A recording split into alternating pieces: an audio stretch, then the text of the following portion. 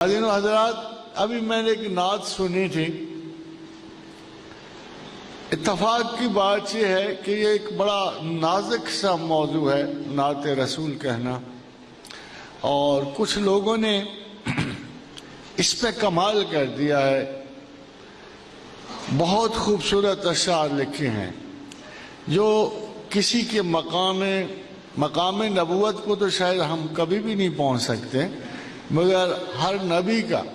ہر رسول کا ایک مقام دانش بھی ہوتا، اور جس طرح کوئی دانشمند انکسار کرتا ہے، جب رسول اللہ صلی اللہ علیہ وسلم کی تعریف کا وقت آیا تو عجیب سا لگا کہ اللہ کے پاس بھی مروجہ زبان کے لفظ ختم ہو گئے تھے۔ عربی میں بھی گنجائش نہیں تھی کہ اس مروجہ زبان کی وجہ سے آپ کسی حسین کو کتنا حسین کہہ سکتے۔ اگر آپ پازیٹیو لفظ استعمال کرتے رہو تو آپ کبھی بھی تعریف پوری نہیں کر سکتے۔ بہت حسین ہے، بہت ہی خوبصورت ہے، حد سے بڑھ کر خوبصورت ہے، مگر اس سارے لفظ بھی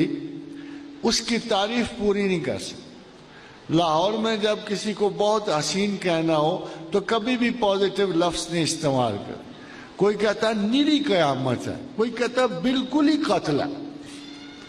تو جب ہم نیگیٹو لفظ استعمال کرتے ہیں تو کم از کم کسی کے حسن کا تھوڑا سا خاکہ نظر میں آ جاتا۔ جب اللہ کو اپنے رسول کا حسن بیان کرنا تھا، اس کی ایک صفت کریمانہ بیان کرنی تھی، تو کوئی بھی پازیٹیو لفظ استعمال نہیں کیا۔ حریص علیکم، بہت حریص ہے تمہاری محبت کری۔ یہ عجیب و غریب لفظ اللہ نے استعمال کیا، ایک نیگیٹو استعمال کیا لفظ، یعنی تمام پازیٹیو حدود سے آگے جا کر محمد رسول اللہ صلی اللہ علیہ وآلہ وسلم اپنے لوگوں کے حق میں اتنے مہربان ہیں، اتنے کریم ہیں کہ اللہ تعالیٰ نے ان کو ابدیت کے حروف سے بھی آشنا نہیں کیا، بلکہ ڈائریکٹ اپنے نام دے دیے کہ جیسے میں ایک پوری کائنات کے لیے رؤوف رحیم ہوں، محمد رسول اللہ تمہارے لیے رؤوف رحیم ہے، اس دنیا کی حدود میں رؤوف رحیم ہے۔ یہ نہیں کہا کہ عبد الرؤوف اور عبد الرحیم، ابدیت کا سلسلہ ان میں تھا، مگر جو رسول اکرم صلی اللہ علیہ وسلم کی امت کی خیرخواہی اتنی وسیع، اتنی بڑی تھی، اتنی عظیم تھی کہ خدا کو کہنا پڑا کہ جیسے میں کائنات کلی کے لیے رؤوف و رحیم ہوں، محمد رسول اللہ اے امت مسلمہ تمہارے لیے رؤوف و رحیم ہے۔ اور اتنے زیادہ ہیں کہ جیسے کسی شخص کو حرص پڑ جاتی ہے نا کسی کی بہتری کی، اللہ کے رسول کو اپنی امت کی فلاح و بہبود کی حرص پڑی ہوئی ہے کہ کوئی موقع فروغ گزاشت نہیں کرتے، کوئی موقع۔ اور خواتین و حضرات، ہمیشہ آپ کو نعت کا وہ انداز اچھا لگے گا کہ جس میں کچھ بے بسی کا اظہار ہو۔ اگر آپ نعت کے جب بڑے اشعار سنتے ہو رسول اللہ صلی اللہ علیہ وسلم کے بارے میں، تمام میں ایک انجام یہ آتا ہے کہ کوئی بڑے سے بڑا شاعر بھی جب تعریف رسول کرتا ہے تو ایک جگہ اس کا سانس ختم ہو جاتا ہے، لفظ ختم ہو جاتے ہیں، تب آپ کو یاد آئے گا کہ اللہ نے کیوں ایک نیگیٹو لفظ استعمال کیا۔ جیسے اقبال نے بہت ہی خوبصورت انداز میں اپنے انتہائی عالمانہ شان میں رسول کریم صلی اللہ علیہ وسلم کی تعریف فرمائی ہے۔ وہ دانائے سبل، ہم کہتے ہیں قافیہ اور ردیف کی اور الفاظ کی مترادفات کی اتنی خوبصورت بندش شاید کسی شعر میں نہیں آئے ہوگی جتنی اس شعر میں آئی ہے۔ وہ دانائے سبل، ختم الرسل مولائے کل، جس نے غبار راہ کو بخشا فروغ وادی سینہ، کتاب عشق و مستی میں وہی اول وہی آخر، وہی قرآن وہی فرقان وہی یاسین وہی طٰہٰ۔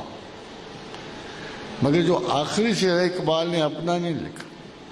آخری شعر میں وہی بے بسی نظر آئے کہ ادب گاہست زیر آسماں از عرش نازک تر، کہ یہ عرش کے نیچے ایک ایسی ادب گاہ ہے نفس گم کردہ می آیت جنید و بایزیدیہ، کہ اس مقام عزت پہ بہت بڑے بڑے اولیاء بھی ان کے سانس گم ہو جاتے ہیں، سٹی گم ہو جاتی ہے، حواس ختم ہو جاتے ہیں جب آقا و رسول کے قریب آتے ہیں، جب اس مسند رسالت کے قریب پہنچتے ہیں، جب صحبت رسول کے قرب میں آتے ہیں تو ان کے دماغی صلاحیتیں، ان کے تمام لفاظی، ان کا تمام علم مسلوب ہو جاتا ہے، اور ایک کسی اچھے انداز تعریف کے لیے وہ سسک رہے ہوتے ہیں کہ ہم اپنے آقا و رسول کی کس لفظ سے تعریف کریں۔ دیکھو نا، غالب نے تو قصہ ہی ختم کر دیا، اس نے جان چھڑا لی، اس نے تو مختصر سی بات کہہ کے جان چھڑا لی کہ غالب ثنا خواجہ بیزداں گذاشتے، کہ غالب ہم نے تو خواجہ کی تعریف اللہ پہ ہی چھوڑ دی۔ اپنی بے بسی کا اظہار ایسے کیا کہ غالب ثنا خواجہ بیزداں گذاشتے، ہم نے تو اپنے رسول کی تعریف آقا یعنی خدا پہ ہی چھوڑ دی، کہ ذات پاک مرتبہ دان محمد است، کہ اس ذات پاک کے سوا کوئی مرتبہ محمد نہیں جانتا۔ جب ہم جانتے نہیں ہیں تو تعریف کا حق کیسے پورا کریں؟ اور خواتین و حضرات، آپ حافظ کو دیکھیں، لسان پارس اتنا بڑا شاعر ہے کہ دنیا بھر کے شاعر اس کا اعتراف کرتے ہیں۔ جرمنی کا گوئٹے تعریف کرتا ہے، انگریز سارے بڑے سے بڑے شاعر حافظ سے متاثر ہوتے ہیں، مگر جب تعریف رسول، ایسا خوبصورت اس نے شعر لکھا ہے، ایسا خوبصورت کہ حیران ہے دنیا اس کی نزاکت پہ، اس کے شعر کی نشست و برخاست پہ، مگر جب رسول اکرم صلی اللہ علیہ وسلم کی تعریف پہ آتا ہے تو بعد از خدا بزرگ تو ہی قصہ مختصر،